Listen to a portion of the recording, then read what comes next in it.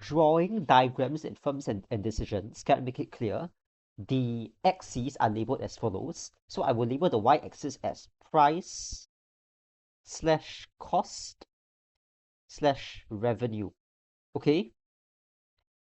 This will be the only time I write it out in full because I want to make it very, very clear. Subsequently, I will be using the usual shorthands.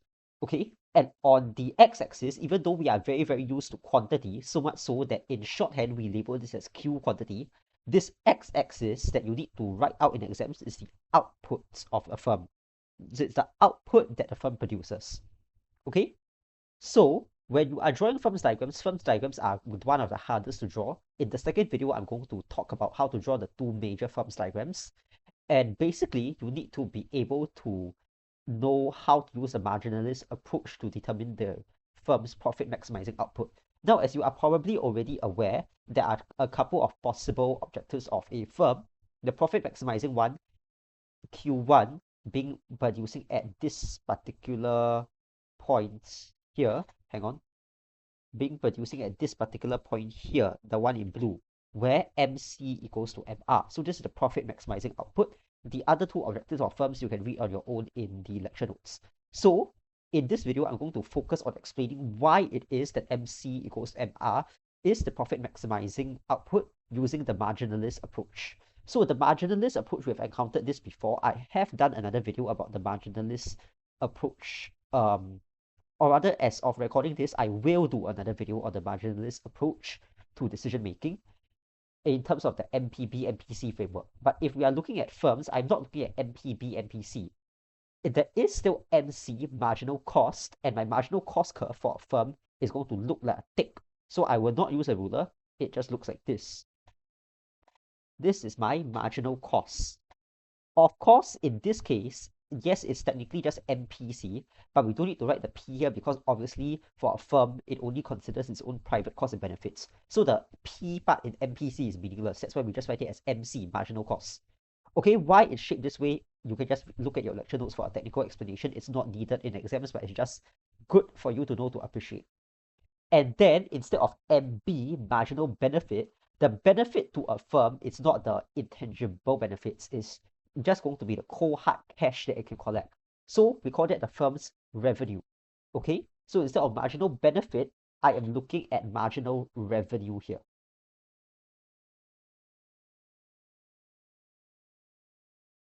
Now there is actually another two curves, your AC curve and your AR curve, where the AR curve, average revenue, is going to be reflective of the demand for your good or service. Your average cost curve represents your fixed costs. But I'm not going to go to that now. You only need to know about your MC and MR. So MC measures variable costs only, not fixed costs, and MR is marginal revenue only. So I'm excluding the other two curves in this analysis because in this diagram, I focus only on marginal cost and revenue, the marginal benefit or cost that you incur or gain from producing an additional unit of output. Okay, so the profit maximizing output is this point here where MC is equals to MR.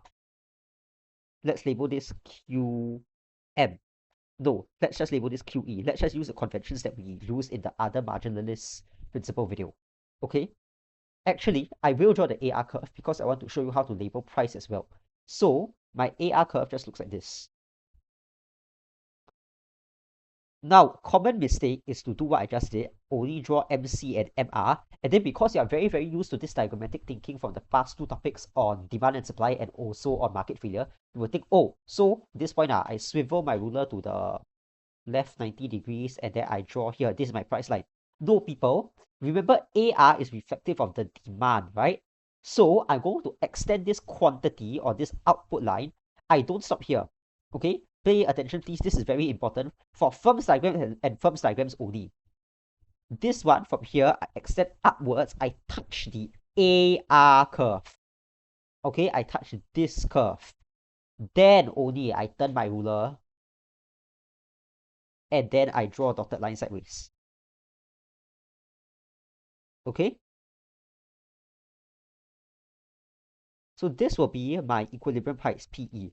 So just to recap, for firms diagrams and firms diagrams only, unlike what you are used to, I start from my quantity line, I trace up, I don't stop here. I continue tracing up all the way until I touch the AR curve.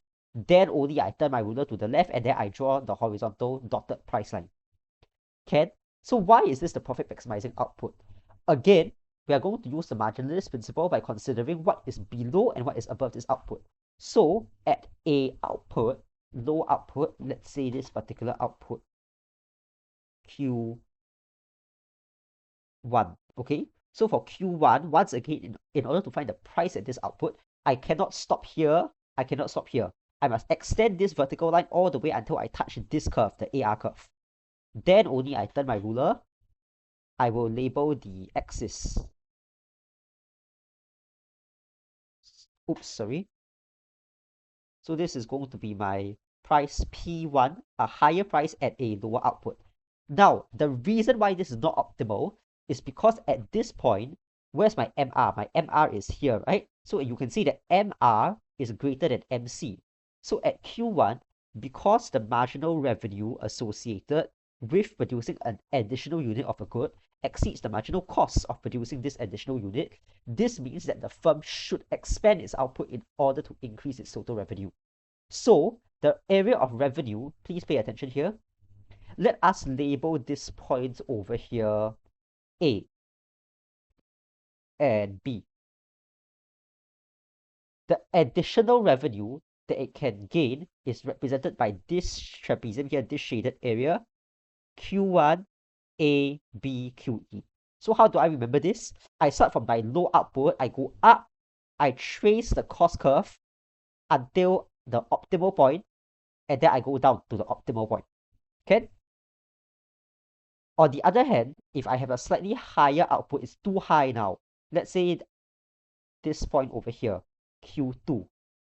Once again, I extend all the way up until I touch the AR curve. So this is Q2, okay? I extend all the way up until I touch the AR curve, and then only I turn my ruler, I go to the left, and I label this price P2. So at this high output Q2, it's too high. Why? Because at this point, where's my MC? Where does my blue dotted line touch my MC curve? Here, right? And MC is going to be higher than MR. Understand? So because at such a high output, the marginal cost associated with producing an additional unit of good beyond Q2 exceeds the marginal revenue that can be derived from selling or producing this additional unit of good. So this means that the firm, a rational firm, should reduce its output in order to reduce its total revenue. So the additional revenue that it can gain is going to be this blue trapezium now. So let me label this point over here, D, okay? I don't like to use C when I'm labeling firms diagrams because C is already cost, so I get confused. So I just skip C, I go A, B, D, E, F, G, etc., etc. Okay? So once again, just like in the previous one, I start from the thing that is not optimal. In this case, I start from the output that is too high. I trace my vertical dotted line up. I touch the MC curve, trace along the cost curve until I hit the optimal point, B. Then I come down here. Okay? So it's going to be this blue shaded area here, Q2, D, B, QE. This blue shaded trapezium is the additional revenue that the firm stands to gain from reducing its output from Q2 back to QE. Hence, by the marginalist principle, the optimal output is point B, QE, where MC equals to MR. So that is how you use the marginalist principle. This was actually R1. I think I'll just write it here. Marginalist approach to determining firms was actually in HCI Promo 2024, the first essay question. Part A, the R1 of this essay question actually just asks you to go through what I've gone through with you in the last 9 minutes and 34 seconds. Okay? So that is what you do, the diagrammatic analysis and the marginalist principle. If you are ever asked in a Part A essay to explain the marginalist principle used by firms to determine their profit maximizing output, or if they can phrase it in a slightly different way, they may ask you, explain why firms will set their output at the point where the marginal cost is equals to the marginal revenue. Then in that particular case, there's an additional step, because in order to establish that they want to produce where profit is maximized, you need to first state that what is the objective of a firm, people. The objective of a firm is to maximize its profitability. That's why it is interested in finding this output where profit is maximized using the marginalist approach. Okay, I will teach you how to label the area of supernormal, subnormal, or normal profit in the next video when I'm showing you the other two more interesting but also harder to draw diagrams. Okay, so that should be it for this video, but I also want to introduce a little extension because I know not many teachers teach this. This is something that Mrs. Melissa To actually shared with me in the past, and I think for those who are less graphically inclined and more mathematically inclined, this may be useful. Okay, in econs, we use this particular term pi to denote profit. I will use this term pi a lot when I'm writing my personal notes in shorthand as well. So especially in the macroeconomics videos, you will see me write things like that: increase profits or decrease profits or increase profitability. Yeah, I like to use this term pi a lot. So pi is what we use to, is the term, or rather the notation that we use in econs to denote profit. Okay, so what is profit? Even a layperson who hasn't studied econs can tell you, right? Profit is just whatever your total revenue you collect is, minus your total cost that you incur, including both variable costs and fixed costs. Okay, so think about it, people. This is like y is equals to something fx. How do I find the maximum value of y? I will differentiate, right? I will take my dy dx.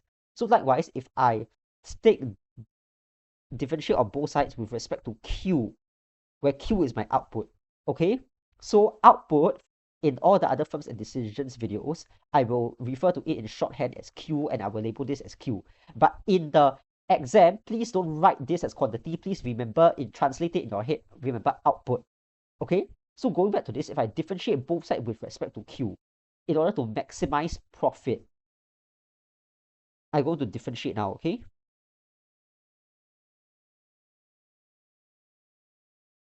And if you think about it, right, what is this term dtr dq? This is just going to be, if I differentiate total revenue and I express it in terms of marginally the revenue for each unit, what's that? It's just marginal revenue. It's just what we studied earlier. And likewise, total cost, I differentiate, I break it up into, in terms of the cost of each individual small unit. What's this? This is just my marginal cost, MC, that I've just studied. So d pi dq is going to be equals to mr minus mc. So in math, right, if I want to find the maximum value of y with respect to x, if I'm doing differentiation, what do I do after I've differentiated? I let the derivative be 0 lor, so I let d pi dq equals to 0 in order to maximize or find the maximum value of pi. So you see how your concepts in math can be applied to this or not. So what will happen when d pi dq equals to, I'm so sorry, this should be mc. Yeah, you were probably confused there. So what happens when d pi dq is equals to 0? This means that mr minus mc equals to 0. Therefore, in order to let profit pi be maximized, mr must be equals to mc. Ta-da! But of course, please don't go and write a mathematical proof in your exam lah. Okay, this is just to show you intuitively, because I know the marginalist approach for firms can be a lot less intuitive than the marginalist approach for individuals and governments when you're dealing with the MPB, MSB, MPC, MSC framework. So I just included this as an additional note lah, for those who prefer to think in math instead of in graphs. But please also know how to do the graphical explanation lah. So I hope you appreciate this concept better now. Why is it that the profit maximizing output is MR equals to MC? Okay, so that is it for this particular video. Bye bye.